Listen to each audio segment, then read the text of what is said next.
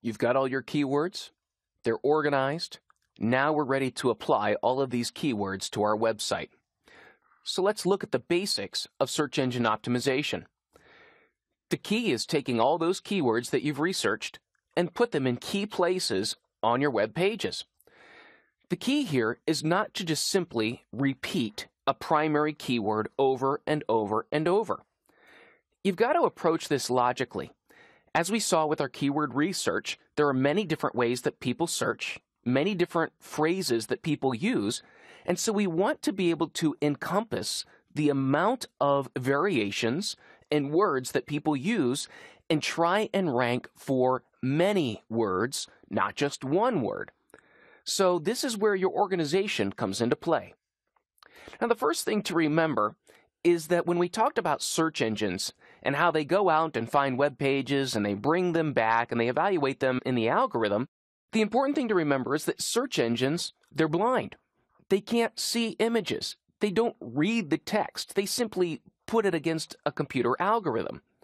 And so it's very important to understand that search engines use the internet very similar to people that are using accessibility tools. You see, accessibility is a key concept in understanding search engine optimization. The W3C stands for the World Wide Web Consortium.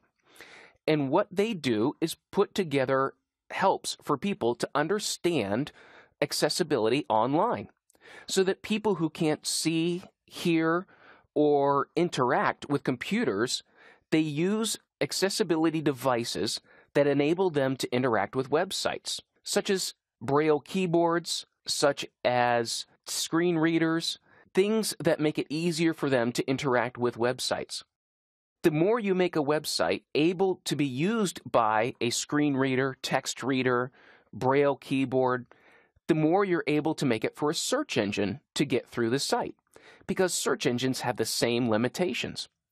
Now, the W3C tells us in order to make our website accessible that you need to provide a text equivalent for every non-text element. That means if you have an image, you have to name that image with text and let people know what that image is. Redundant text links are helpful, and we'll explain a little bit more how those can enable not just search engines, but users as well. And also, you want to use a natural language, and you want to identify any changes of that language. You also want to organize your documents so that even if you don't have the style sheet loaded, the text still renders on the page, because many accessibility devices do not apply the style sheet. Search engines look at your text on the page without the style sheet. You want to use clear, simple language.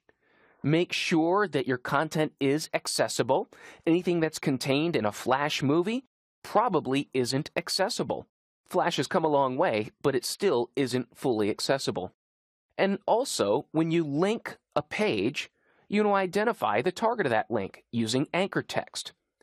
So these are accessibility recommendations. It's very interesting that the Webmaster Guidelines are very similar to the World Wide Web Consortium's accessibility advice. Google's Webmaster Guidelines says that you should make a site with a clear hierarchy and text links, that you should have a sitemap with links that point to other pages, that you create a useful, information-rich website with pages that are clear and accurate about your content. Also, Google tells you to think about the words that people would type in to find your pages and that your site includes those words. I would highly recommend reading the Google Webmaster Guidelines. They're full of a lot of good information and a lot of advice for SEOs. Try to use text instead of images because Google doesn't recognize text in images. And also, make sure your title and alt tags are descriptive and accurate. We'll look at those as we talk more about optimization. So what I want you to understand as we move on is that search engine optimization is not simply repeating one word over and over and over and over in a page. Google even tells you, take into account the people that are reading your page, take into account how search engines work, take into account accessibility, and rely on the tools that are available to create compelling information using not just one word, but a multitude of words that describe your company, your business, your product, or the information you're trying to communicate.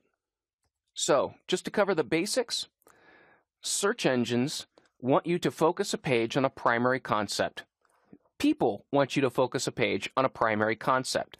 Don't try to rank for 20 different keywords with one page. Use a primary concept. Make sure that your context of that page supports the content. The keyword that you're trying to rank for has content on the page around it, and the search engines will create connections, going beyond developing your keyword long tail, and ensure that you familiarize yourself with some of the basic principles of accessibility so that you can understand a little bit better how search engines work.